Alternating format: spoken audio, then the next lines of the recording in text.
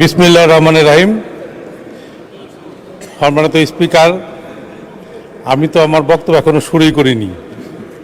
আমি বলেছি অসমাপ্ত বক্তব্য। আপনাকে অসংখ্য ধন্যবাদ। আপনি ডেপুটি স্পিকার নির্বাচিত হয়ে আসছি স্পিকারের দায়িত্ব পালন করার জন্য। আমি প্রথমেই পরম করুণাময় আল্লাহর কাছে শুকরিয়া আদায় করি, মহান সংসদে আমি জীবনে প্রথম এবারই আসার সুযোগ পেয়েছি। আমি কৃতজ্ঞতা প্রকাশ করি আমাদের দলের চেয়ারপারসন এসপিএম জনাব তারেক রহমানের প্রতি, যিনি আমাকে মনোনয়ন দিয়েছেন বলেই আমি আজকে এখানে আসার সুযোগ পেয়েছি। আমি কৃতজ্ঞতা প্রকাশ করি আমার দোহা নবগঞ্জবাসীর উপর, যারা তাদের পবিত্র ভোটটা দিয়ে আমাকে এখানে আসার সুযোগ করে দিয়েছেন। মহামান্য রাষ্ট্রপতির যে বক্তব্য দিয়েছেন, সে বক্তব্যটা আমরা খুব এনজয় করেছি। আমাদের বন্ধুবর বিরোধী দল যদি সে বক্তব্যটা শুনতেন, তারাও কিন্তু বক্তব্যটাকে এনজয় করতে পারতেন। যাই হোক,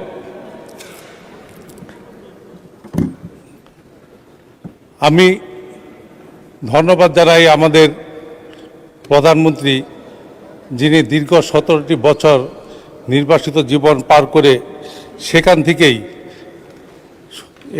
হাসিনা বিরোধী আন্দোলনে যে সে নেতৃত্ব দিয়েছেন।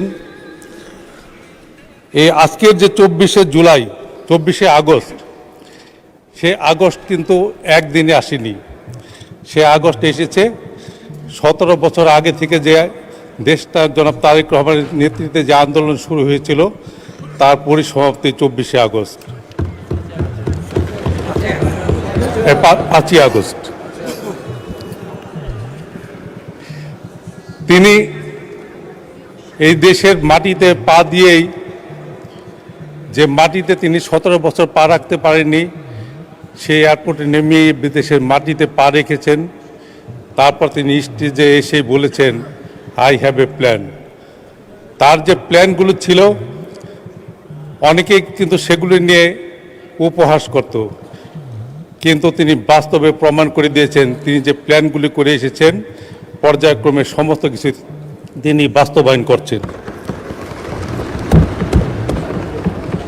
এই হাতের কালিটি অনেকের হাতেই এখনো রয়ে গেছে। আমরা ভোট দিয়েছি, আমাদের হাতে যে কালিটি আছে সে কালিটি এখনো রয়ে গেছে।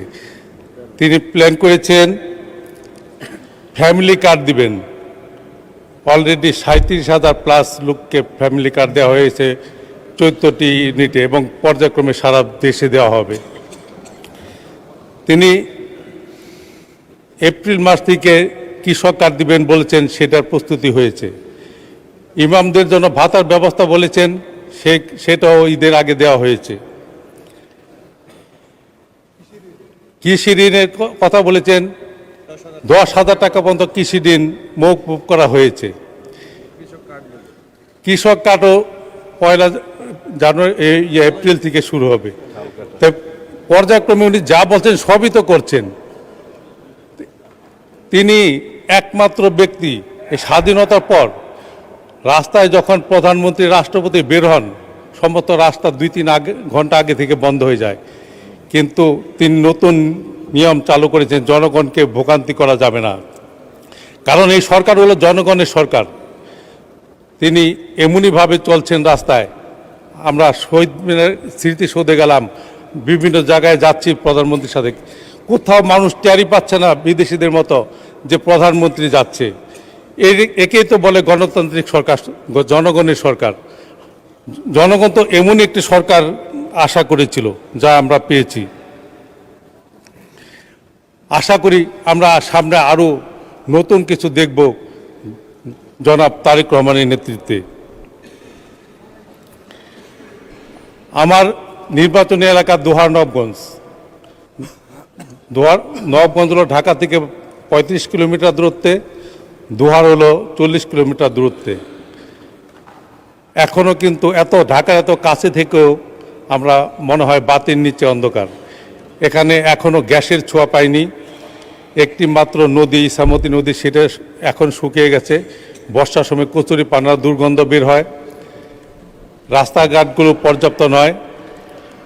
মানে গত 17 বছরে কিন্তু সেখানে কোনো উন্নয়নমূলক কর্মকাণ্ডগুলি হয়নি। সেখানে যিনি এমপি ছিলেন, আপনারা জানেন, দরবেশ বাবাজি, যিনি এই দেশ থেকে হাজার হাজার কোটি টাকা লুট করে বিদেশে পাঠাইছে, অথচ নিজের এলাকার কোনো উন্নয়নই তিনি করেননি। এই এলাকার যে উন্নয়নগুলো করা দরকার, সেই উন্নয়নগুলি করার জন্য বিভিন্ন সেক্টরে যারা মন্ত্রী মহোদয়রা যারা আছেন, তাদের সকলের সহযোগিতা কামনা করছি। সেখানে উন্নত মানের কোনো শিক্ষা প্রতিষ্ঠান নাই। শিক্ষামন্ত্রী সাহেব এখানে আছেন, তার কাছে আমি আবেদন করব, দুহানগঞ্জ ঢাকার এত কাছে, সেখানে যেন একটি ভালো মানসম্মত শিক্ষা প্রতিষ্ঠান সহ একটি বিশ্ববিদ্যালয় তৈরি করে দেওয়া হয়। এখানে স্বাস্থ্যমন্ত্রী সাহেব আছেন, স্বাস্থ্যের ক্ষেত্রে আমাদের এলাকা একেবারে অনুন্নত। একটি 50 বেডি হাসপাতাল, ভিতরে ঢুকলে মনে হয় দুর্গন্ধ, 17 বছর দুর্গন্ধ এখনও সেখানে লেগে আছে। সেখানে মানসম্মত খাবার নেই। এই সমস্ত এখানে আধুনিক হাসপাতাল সহ একটি মেডিকেল কলেজ করা দরকার। আমি মাননীয় স্বাস্থ্যমন্ত্রীর কাছে আবেদন জানাবো। এখানে পানি উন্নয়ন মন্ত্রী আছেন, আমাদের ইসামতি নদীটি খনন করে পদ্মা নদীর মধ্যে যে বাঁধ দেওয়ার কথা ছিল, সে বাঁধ অল্প পরিমাণ দিয়ে আমাদের দরবেশ বাবাজি তার একটি বাংলো বানাচ্ছে, একটা বিলাসবহুল একটি বাংলো বানিয়েছে সরকারি টাকা দিয়ে পদ্মা নদী ভরাট করে।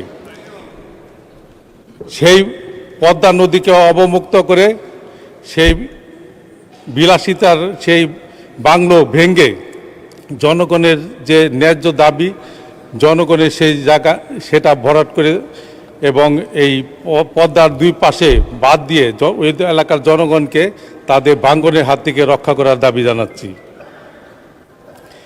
সেখানে বিদ্যুৎও পর্যাপ্ত নেই। রুশদের যে মন্ত্রী মহোদয় আছেন, তার কাছে অনুরোধ করব যে একটি মাত্র রুট আছে, জেডকেডি রুট যেখানে বলে, জিঞ্জিরা ক্যানগঞ্জ দুহানগঞ্জ রুট, যেটা শ্রীনগর দিয়ে যে পৌঁছেছে, সেখানে ঢাকা থেকে সেখানে আমাদের এলাকায় যেতে 2 ঘন্টা 2.5 ঘন্টা লেগে যায়, জামজট পড়ে যায়। সেই রুটটাকে যেন 4 লেনের একটি রুট করা হয়। এবং যদিও টাকার স্বল্পতা, তারপরও আমার দাবি থাকবে যে ফ্লাইওভারটি গুলিস্তান পর্যন্ত গিয়েছে, সেটা তার একটি ব্রাঞ্চ যদি দুহারে অথবা নবাবগঞ্জে নামাই দেওয়া হয়, তাহলে আমরা আধা ঘন্টার মধ্যে ঢাকা চলে আসতে পারবো, অথবা ঢাকা থেকে আমাদের এলাকায় চলে যেতে পারবো। তবে একটি জিনিস বলা বাহুল্য যে, ধন্যবাদ মাননীয় সদস্য।